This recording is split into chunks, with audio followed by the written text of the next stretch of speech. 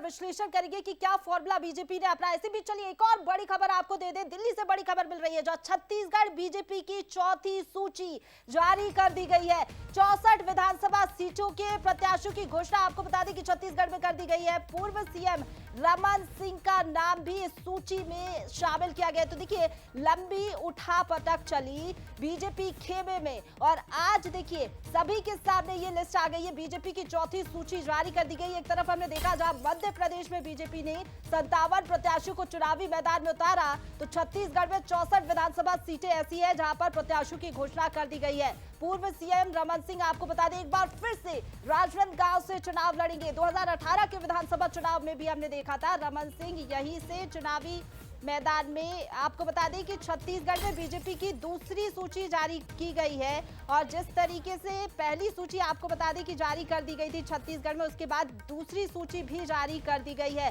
BJP की संभावित दूसरी सूची दरअसल आपको बता दें कि लीक हो गई थी और उसके बाद थोड़ी देर जरूर लगी, लेकिन अब देखिए बीजेपी की दूसरी सूची छत्तीसगढ़ में सामने आ गई है। मध्य प्रदेश में चौथी सूची सामने आई तो छत्तीसगढ़ में दूसरी सूची अब सामने आ गई है।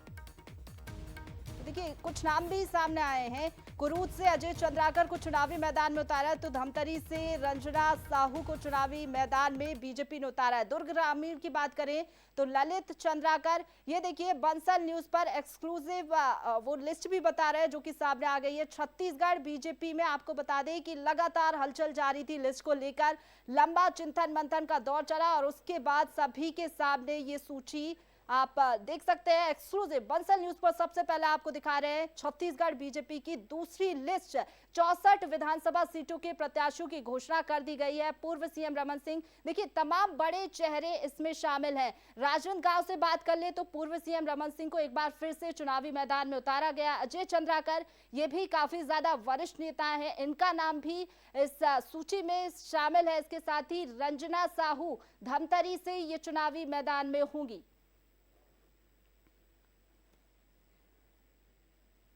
तो देखिए एक्सक्लूसिव आपको ये लिस्ट भी दिखा रहे हैं टीवी स्क्रीन पर। आपको बता दें कि पहले 21 नामों की घोषणा बीजेपी ने छत्तीसगढ़ में की थी और अब दूसरी सूची में 64 विधानसभा सीटों के प्रत्याशियों की घोषणा कर दी गई है।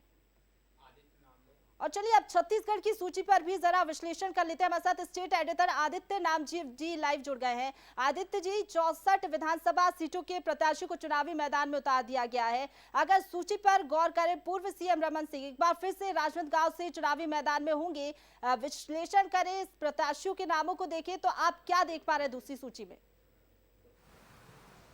बिल्कुल, देखिए बहुत महत्वपूर्ण है, सांसदों को उतार दिया गया, मतलब बहुत साफ है। जो एमपी के लिए जिस प्रकार की रणनीति बनाई गई थी उसी प्रकार की रणनीति आपको छत्तीसगढ़ में भी देखने को मिल रही है। रेणुका सिंह केंद्रीय मंत्री हैं, छत्तीसगढ़ से राज्य मंत्री हैं, उनको भरतपुर सोनहत से उतारा गया। हालांकि बहुत ज्यादा विरोध है, चूंकि वो रहने वाली अंबिकापुर के आसपास की है और उन्हें भरतपुर सोनहत भेजा गया है।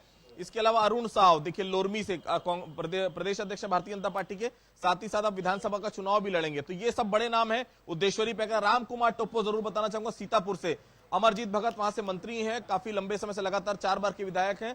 सेना से त्यागपत्र देकर राम कुमार टोप्पो ने सेना की नौकरी छोड़ी और भारतीय जनता पार्टी ने उन्हें वहां पर अपना चेहरा बनाया है। निश्चित तौर पर बड़ी वहां पर फंसाने की तैयारी है, अमरजीत भगत को कहीं ना कहीं वहां पर घेरने की तैयारी है।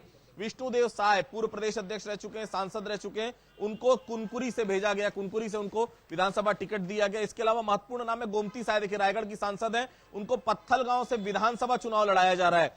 इसके अलावा ओपी चौधरी, भारतीय जनता पार्टी के लिए बहुत बड़ा नाम, आईएएस की नौकरी छोड़कर भारतीय जनता पार्टी में शामिल हुए थे। पिछली बार वो चुनाव खरसिया से हार गए थे, इस बार रायगढ़ से उन्हें भारतीय जनता पार्टी ने विधानसभा का उम्मीदवार बनाया है। ननकी राम कंवर पूर्व गृह मंत्री फिर से रामपुर से लड़ेंगे। हालांकि उनकी एज बहुत ज्यादा हो गई थी, यह माना जा रहा था कि वो इस बार चुनाव नहीं लड़ेंगे, लेकिन ननकी राम कंवर को फिर से चुनाव मैदान में उतारा गया। बड़ा नाम प्रबल प्रताप सिंह जुदेव, स्वर्गीय दिलीप सिंह जुदेव के बेटे, उनको शिफ्ट किया गया कोटा में। कोटा वो क्षेत्र है जहां से लगातार रेणु जोगी परिवार का कब्जा रहा है। वहां प्रबल प्रताप सिंह को भेजकर यह बताने की साफ कोशिश है, हिंदुत्व का कार्ड वहां पर भारतीय जनता पार्टी ने खेलने की कोशिश की। अरुण साव प्रदेश अध्यक्ष को लोरमी से उतारा गया। धर्मजीत सिंह जो कुछ दिन पहले ही जनता कांग्रेस छोड़ चुके थे, भारतीय जनता पार्टी में शामिल हुए थे, उन्हें तखतपुर से भारतीय जनता पार्टी ने अपना उम्मीदवार बनाया। अमर अग्रवाल 15 साल लगातार मंत्री रहे, पिछली बार चुनाव हार गए थे, बिलासपुर से फिर से वो शैलेश पांडे के सामने होंगे।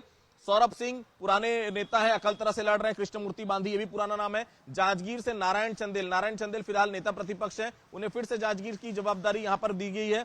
इसके अलावा कुरुस से अजय चंद्राकर वही पुराना नाम, धमतरी से वही पुरानी विधायक रंजना साहू, संजारी वालों से नया चेहरा है राकेश यादव। इसके अलावा अगर हम देखें तो पुराने चेहरों पे ही विश्वास किया गया। वैशाली नगर से एकदम नया चेहरा रिकेश सेन को बनाया गया है। रिकेश सेन भारतीय जनता पार्टी के पार्षद से उठे हुए प्रत्याशी हैं, उन्होंने नगर निगम के अध्यक्ष भी वो रहे हैं और कुल मिलाकर ग्राउंड लेवल पर अभी तक पॉलिटिक्स करते रहे। उनको वैशाली नगर से टिकट यहां पर दिया गया है। दयालदास बघेल पुराना नाम है, विजय शर्मा पुराना नाम है। राजनांदगांव से रमन सिंह को फिर से मैदान में उतारा गया, ये बड़ी बात है। विक्रम उसेंडी पूर्व प्रदेश अध्यक्ष रह चुके हैं, उन्हें अंतागढ़ से दिया गया। डोंगरगांव से फिर से लाल वर्मा को दिया गया। चंद्रपुर बहुत महत्वपूर्ण सीट है क्योंकि चंद्रपुर में दबदबा रहा है जुदेव परिवार का, उनकी बहू को यहां से उतारा गया है, संयोगिता युद्धवीर सिंह जुदेव को। तो कुल मिलाकर हिंदुत्व का कार्ड खेला है, धर्मांतरण का मामला वहां से लगातार सामने है। बाकी पुराने नाम है, देखिए शिवरतन शर्मा बलौदा बाजार से टंकराम वर्मा, चौंकाने वाला नाम इसलिए क्योंकि वहां से लक्ष्मी वर्मा लगातार प्रयास कर रही थी, लेकिन लक्ष्मी वर्मा को इस बार टिकट न देकर टंकराम को दिया गया। अनुज शर्मा छत्तीसगढ़ी कलाकार हैं, हॉलीवुड के हैं, पद्मश्री हैं, उनको धरसीमा से उतारा गया है। पुरंदर मिश्रा रायपुर उत्तर में एकदम चौंकाने वाला नाम, अभी तक कहीं भी राजनीति में नाम नहीं था क्योंकि ये संघ से जुड़े रहे और यहां पर ओडिया समाज का प्रतिनिधित्व करते हैं, उनको इस बार उत्तर से दिया गया। गुरु खुशवंत सिंह बालदास के बेटे हैं, उनको आरंग से उतारा गया, शिव डहरिया मंत्री के खिलाफ। बाकी देखिए गोवर्धन राम मांझी हैं, बिंद्रा नवागढ़ से उनको दिया गया है। इसके अलावा बाकी देखिए वही सब नाम है जो पिछली बार थे, लेकिन चौंकाने वाले नाम यही है कि सांसदों को मैदान पर उतारा गया। अरुण साव प्रदेश अध्यक्ष है, उनको मैदान पर उतारा गया। गोमती साय, रेणुका साय, कुल मिलाकर भारतीय जनता पार्टी ने पूरा पिटारा अपना खोल दिया है। कुल मिलाकर 2023 को जीतना है हर हालत में, उस हिसाब से ये लिस्ट जारी की गई है। कुल आदित्य जी, जिस तरीके से आप कह रहे हैं कि सांसदों को चुनावी मैदान में उतारा है और जिस तरीके से खबरें भी सामने आ रही थी, पहले भी हम कह रहे थे कि एमपी की तर्ज पर छत्तीसगढ़ की दूसरी सूची सामने आ सकती है क्योंकि मध्य प्रदेश में हमने देखा सांसदों को, केंद्रीय मंत्री को चुनावी मैदान में उतारा। तो क्या यही समझा जाए कि मध्य प्रदेश की तर्ज पर दूसरी सूची सामने आई है? और जिस तरीके से आप कह रहे हैं कई पुराने चेहरे भी हैं, नए चेहरे भी है, तो कुल मिलाकर हर तरीके से सियासी समीकरण साधने की कोशिश की गई है।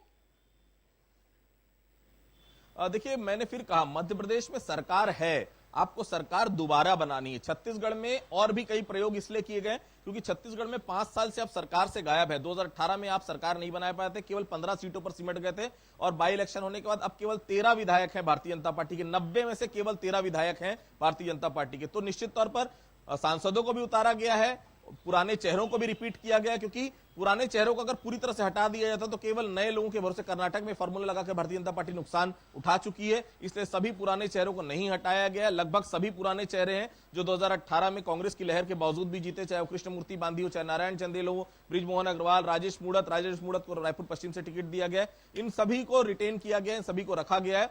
उम्मीद जाहिर की जा रही है कि इस बार वो चुनाव जीतेंगे। कुल मिलाकर देखिए पुराना सधा हुआ जो बैकग्राउंड रहा है, जो पुराने सधे हुए नेता रहते उनको भी मौका दिया गया, सांसदों को भी मैदान में उतारा गया। कुल मिलाकर देखिए दोनों ही प्रयोग किए गए और प्रयोग का मकसद बिल्कुल साफ है, 2023 में हर हालत में छत्तीसगढ़ में सरकार बनाना। तो लिस्ट जारी करने में भारतीय जनता पार्टी कांग्रेस से काफी आगे आ चुकी है। पहले 21 प्रत्याशियों की लिस्ट जारी की गई थी, आज 64 की कुछ 5 नाम बचे हुए हैं जिसमें थोड़ा सा पेज फंसा हुआ है। बाकी 85 कैंडिडेट की घोषणा फिलहाल भारतीय जनता पार्टी ने कर दी है। मतलब लिस्ट जारी करने में भारतीय जनता पार्टी कांग्रेस से काफी आगे निकल चुकी है। बिल्कुल, बीजेपी ने यहाँ पर बढ़त बना ली और सत्ता के शिखर तक पहुंचने के लिए देखिए इन 64 प्रत्याशियों को चुनावी मैदान में बीजेपी ने उतार दिया है।